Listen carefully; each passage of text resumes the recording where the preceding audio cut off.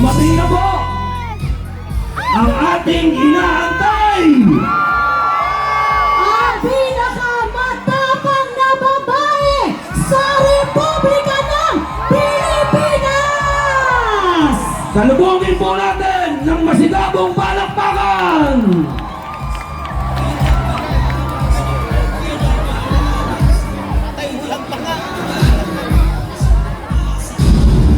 Death rate of poverty in the Philippines is at its highest in 21 years. Teacher says she often complains about not hungry.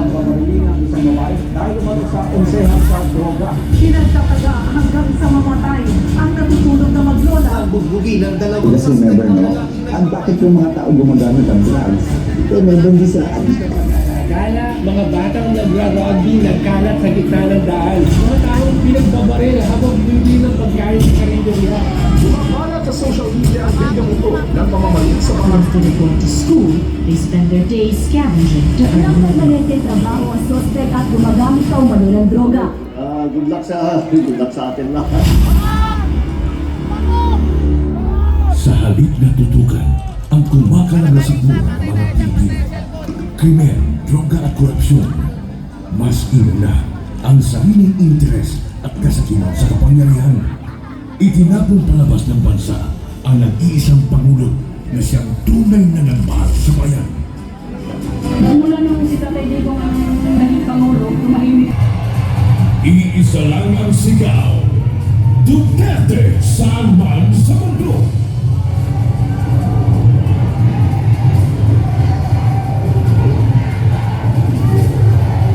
Nagagalit ang taong bayan dahil ramdam ng lahat na walang nagawa ang Adigong. Hindi sariling bithin.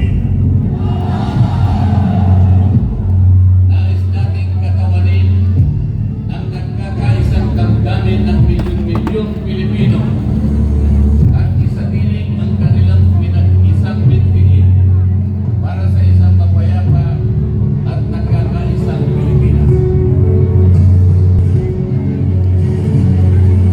Hindi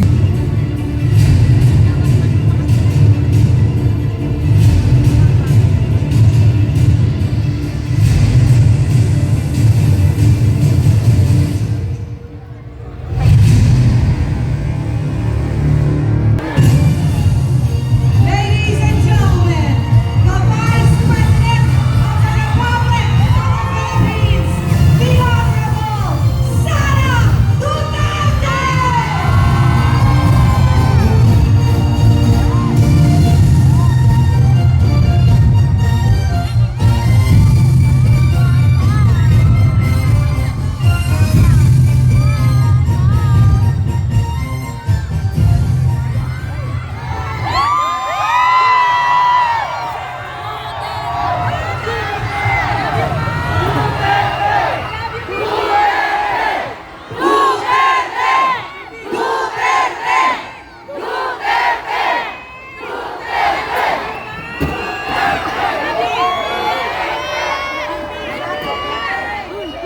Mga kababayan, Assalamualaikum warahmatullahi wabarakatuh. Madayaw, umayong gabi kaninyong tanan. Magandang gabi sa inyong lahat. Una na sa lahat, ialay natin ang pasasalamat sa Diyos para sa araw na ito. Ganda, no? Maganda talaga ang Bisaya! Pangalawang pagpapasalamat ay sa inyong lahat na nasa ilalim ng ulan, gutom, walang ayuda, Pwede bang padaan? naipit sa traffic, hindi pumasok sa trabaho. Ngunit ibinigay ninyo ang panahon para sa aming lahat ngayong gabi. Maraming salamat sa inyo. Hindi ako muna ng pakon! Ang susunod na pagpapasalamat ay sa PDP dahil binigyan nila ako ng pagkakataon sa rally nila ngayon. Maraming salamat sa inyo. Ang sunod na pagpapasalamat ay mula kay Pangulong Rodrigo Duterte. Sa inyong pagmamahal, sa inyong patuloy na suporta at pagdarasal na siya ay maibalik dito sa ating bayan. Maraming salamat. Ang susunod na pagpapasalamat ay mula sa akin sa patuloy ninyo na suporta sa akin at sa aking mga kasamahan sa opisina ng Pangalawang Pangulo. Maraming salamat. At ang huling pagpapasalamat ay mula sa aming pamilya. Dako kaayo ang amuang utang nga kabubuton kaninyong tanan sa oportunidad na ginahatag ninyong kanamo nga makaserbisyo sa atuang nasod. Daghan salamat. Maraming salamat din. Ang pwesto na kinatatayuan ko ay hindi para sa akin. Para sa amin. Ito ay para sa Pangulong Rodrigo Duterte. Pero tinawag ako ng tadhana dahil kinidnap ang tatay nating lahat.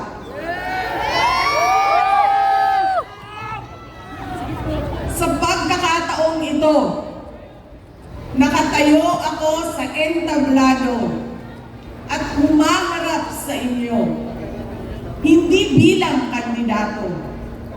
Maganda. Ako si Inday Sara, isang botanteng nagmamahal sa ating bayan Walang mga guro. at natatakot para sa ating kinabukasan.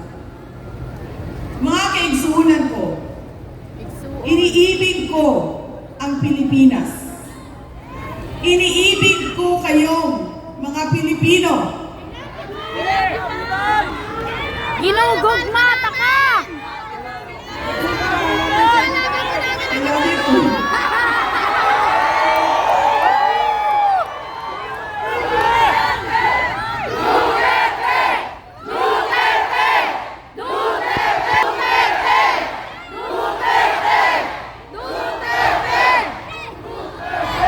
Election will decide the future of our country. Yes. Ang boto ninyo ang magbibigay katiyakan kung maituloy ang pagbabago o tuloy-tuloy na lang tayo sa kapahamakan. Filipinos deserve better. Nagpapasalamat ako dahil nandito pa rin kayo at nakikinig sa akin. Sa kabila ng kaliwat kanan na paninira nila. In the past months, my name and my family's name have been dragged through the mud. I have repeatedly said it before, and I will say it again now. I am not the problem of this country.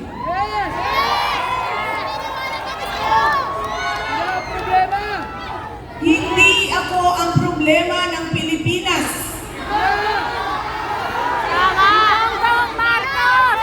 Hindi Duterte ang problema ng Pilipinas.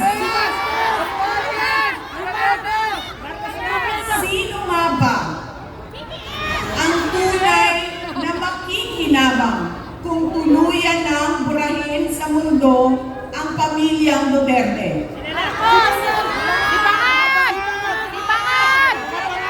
Hindi ang mga Pilipino. Lalo nang hindi makikinabang ang mga biktima sa krimen, mga walang trabaho, mga naghihirap, o maging ang mga nagugutom. What we are witnessing is a systematic demolition job against political opponents that once dared to put the country first, even if it meant going against the most powerful interests Ha? Wala si Katiki. in our homeland. Si Katiki.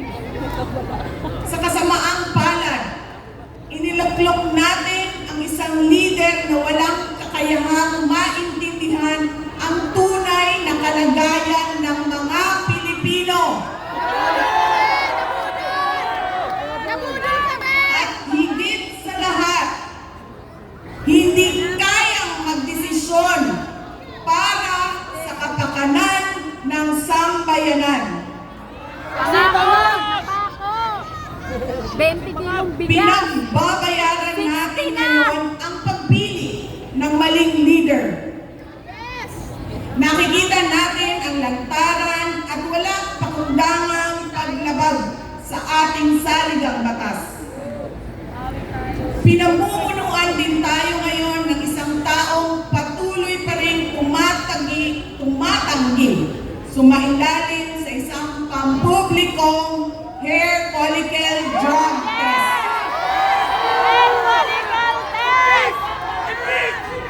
At nagsinungaling sa 20 pesos ang bigas. Tama yan! Tama yan! Sinungaling! Ang masakit pa, nakuha nilang kidnapin ang dating Pangulo. At dali-dalian nilang itinapon Sa sa ibang nether! bansa upang litisin ng mga dayuhan. Ngunit, higit pa sa mga kabiguang ito ay isang mas malalim na pambabastos at pang-iinsulto sa ating mga Pilipino. Iniinsulto nila tayo sa paggamit ng ayuda upang bilhin ang boto ng mga tao. Ang ayuda ay hindi naman likas na masama. Sa katunayan, marami ang natulungan ito noong panahon ng pandemya. Tama! Ngunit, kapag ginamit ito para manipulahin kayo at pagsamantalahan ang inyong kahirapan upang manatili sila sa kapangyarihan, nagiging sandata ito ng pang-aabuso. Ginagamit ang Again, ayuda para Filipinos deserve better. We must return to long-term, concrete programs, not short-term dole-outs that are being abused by those in power. Ang Tama! kailangan ng Pilipino ay isang mabisang food security program. Yes! Isang programa na tutugon sa problemang pinakamalapit sa bituka, ang gutom. Ito, may Ang hirap. kailangan ng Pilipino ay isang modernong hybrid education system na nakasandal sa pagtuturo ng disiplina at pagmamahal sa bayan. Ang kailangan ng Pilipino ay isang tunay na universal healthcare system Tama! Yun ang na tutugon araw-araw sa lahat ng health centers at hospitals at hindi lamang sa mga supporters ng politiko. Ang kailangan ng Pilipino ay matibay na infrastruktura. Let us build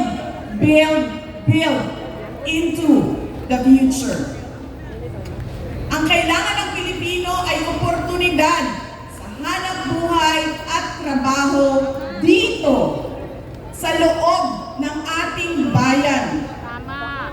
Masakit Para sa hindi kalooban nating lahat ang kalagayan ng maraming nating OFWs na malayo sa kanilang mga mahal sa buhay. At higit sa lahat, ang kailangan ng Pilipino ay peace and order. Kailangan nating ganap na puksain ang kriminalidad, iligal na droga, Tama! terorismo, at insurgency sa pamamagitan ng makatotohanang non-partisan Philippine National Police na suportado ng ating sandatahang lakas. Kinahanglan undangon nato ang batasan sa pagpili sa mga kandidato nga gikan sa political dynasty. Kining mga sikat nga apelido nga magsayaw-sayaw ra o magkanta sa atubangan. Igo ra magpakatong undangon ang mga party list na gipanagya sa mga dato. Undangon ang mali na pagpili sa atong mga opisyales. Undangon ang budol o pagpamakak. Kailangan natin mag-vote straight sa mga taong magtutuloy ng nasimulan ni Pangulong Duterte. I-direction natin ang boto. Number 38, Rodante Marcoleta. Number 10, Jimmy Bondo. Number 56 sa balota, Attorney Vic Rodriguez. Number 22, Bato de la Rosa. Number 28, Bongo. Number 53, Apollo Kibuloy. Number 34, Raul Lambino. Number 30, J.D. Hidlo. Number 58, Philip Ipe Salvador. At number 42, Doc Marites Matang. Alam ko, hindi kayo matutuwa. Pero ibuboto ko si Amy Marcos. Yes! Siya ang naglakas loob na buksan ang investigasyon sa pagdukot ng pamahalaan ng isang Pilipino dito sa bayan para ihatid sa mga dayuhan.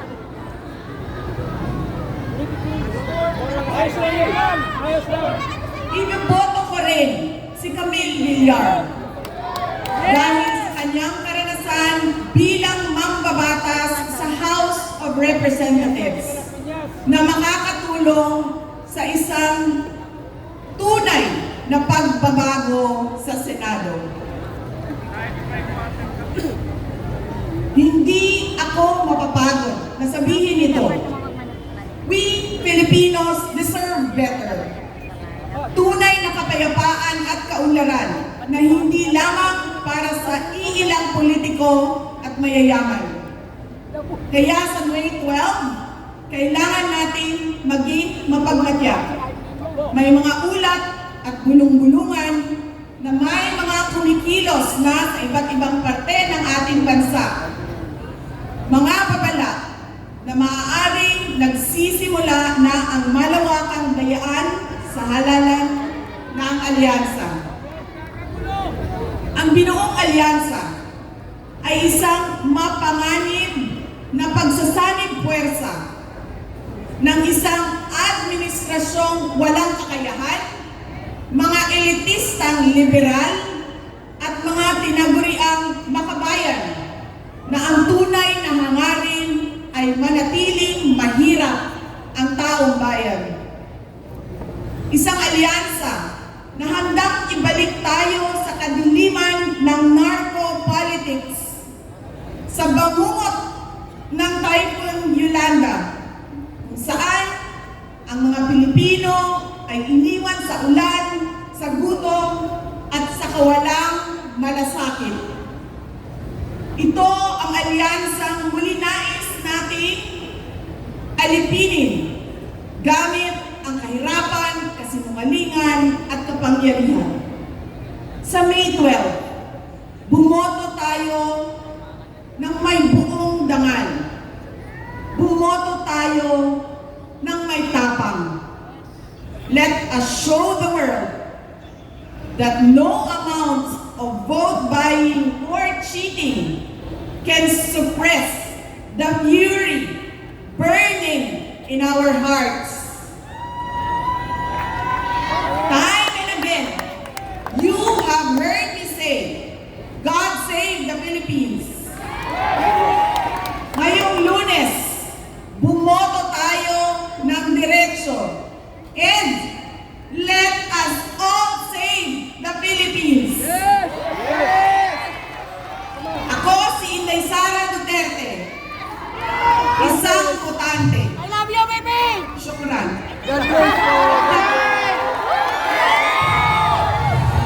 Itataas na po, tawagin na natin ang ating Duterte upang iangat ang kanilang kamay ng ating minamahal na Vice Presidente.